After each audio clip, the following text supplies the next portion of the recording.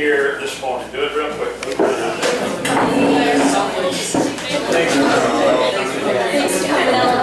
out of your chair. Everybody moves. Everybody moves. Up and out. Nobody sit still. All right, here we go. First. All right, sit down. Thanks for coming. All right. Year ago, I'm living, more than that now, but I'm living in North Dallas. I was asked to come speak to the Baylor Medical Center, which is owned, I think, by Hillcrest or whatever, in Waco. Okay, and I'm living in North Dallas, up in Plano, Frisco, Addison, that area.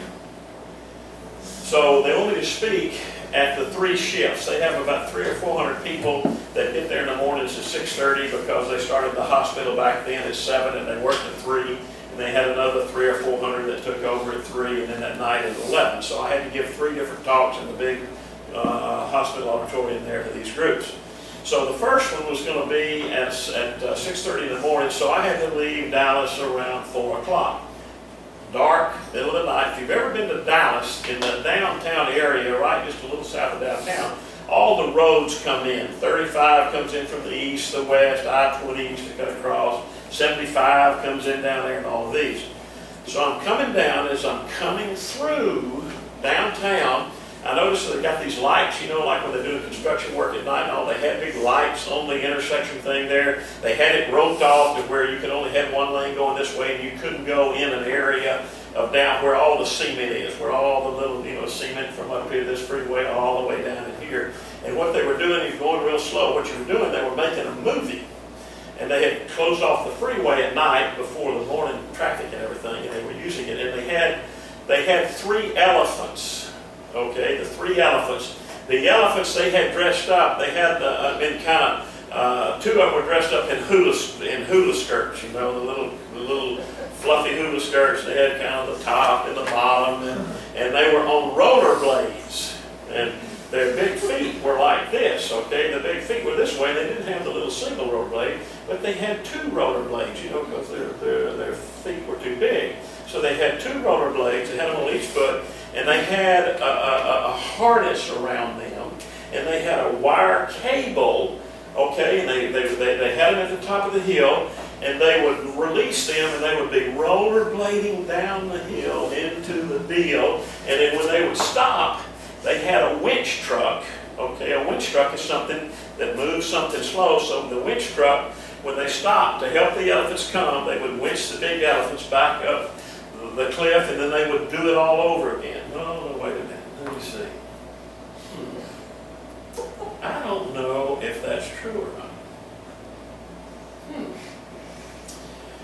How many of you think what I just told you is true and I saw it? Raise your hand. You got to vote now. You got to vote one way or the other. How many of you think it's true? Just 1, 2, 3, 4, 5, 6. Okay, great. How many? 7. How many of you think it's not true? Raise your hand.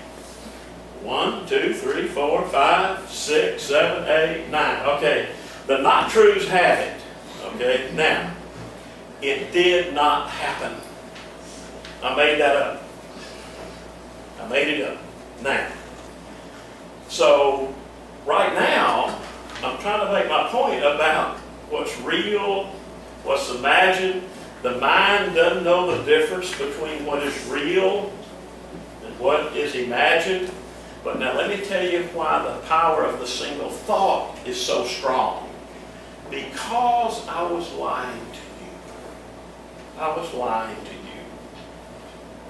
I need you to forget what I just told you. So let me wait a minute. I want you to forget it. Some of y'all haven't forgotten it yet. How many elephants were there? 2. What were they wearing? What were they doing? Rollerblading down a hill. I told y'all to forget it. Y'all are answering these questions. You can't forget it. I could come back a year from now I promise you, I could come back a year from now, tell y'all remember me, some of y'all wouldn't. Man, I started telling a story about making a movie in Dallas, and it involved animals. What were they? Some of y'all will know. They're elephants. I've done this before. I've gone back to groups 2 or 3 years, and they remember it. The mind is so strong. You have to be careful. You've got to be careful what you put in it. So let me get you to write that down real quick. Be careful. Be careful of the thoughts I give myself.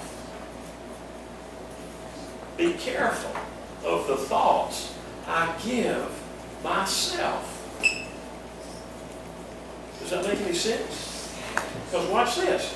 When you tell yourself something, how many times have you said or heard someone say, I can't serve? I have a crappy second serve.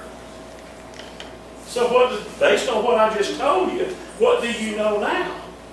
The mind doesn't know the difference. And you do have a crappy second serve. But you have to tell yourself, before you're going to change that, you have to tell yourself, I am beginning today to get an unbelievable second serve. Now guys, I'm asked every year to go down to Florida. The University of Virginia, over the last 10 years, has the #1 tennis team in the United States in college. All of them. Now, they've been in the national finals 4 times. They've been beaten 3 of those 4 by USC. USC, when they had Steve Johnson, they won it 4 consecutive years. They beat Virginia 4 consecutive years. But in the last 10, Virginia's been #1. I haven't seen the rankings this year, but I'm sure Virginia is right now got to be in the top 5, I'm guessing. Have you seen anything this year? Definitely in the top 5. Yeah, I'm not sure where they are, but anyway, so Coach asked me to come down every year and talk to all these young college kids down there. And the thing that I emphasize every year is what thoughts you put in your mind. Now, not only that, but write this down. The mind cannot reverse a negative. The mind doesn't have the ability to reverse a negative. But let me tell you how strong that is when you're playing doubles. Okay, you're playing doubles. And I walk up, what's your name? Bailey. Bailey. I met you before, Bailey. I did, I remember you now. I don't know why, but I do. I go up to Bailey. Bailey, this is a big point. For God's sake, don't you double thought. And I walk away. What's Bailey thinking about when he goes back to serve? Oh my God, like this. That's all he can think about. That's all he can think about. He can't get it out of his mind. So be careful what you tell your doubles partner. Tell your doubles partner what you, write this down. That's maybe even a big word to write it down. Tell your doubles partner what you want them to do. Just tell them what you want to do. I'm going to give you all a classic example. Dylan is playing at sectionals. He's in the last match, the semifinals or finals, I'm not sure which one it was, at sectionals. He has to win the match to go to Kalamazoo. They're in the 3rd set. Dylan has match point, but before match point, he gets cramps and is laid out on the ground. Can't move, match point. Can't move. They call, and Doug was his coach. Doug was the coach. And Jack, but Doug's the one that came up to him. So they go get a referee. Dylan is so tense and he's in such pain he can't move. And they twist his legs around and all this and all of that to kind of get him there. And he comes back.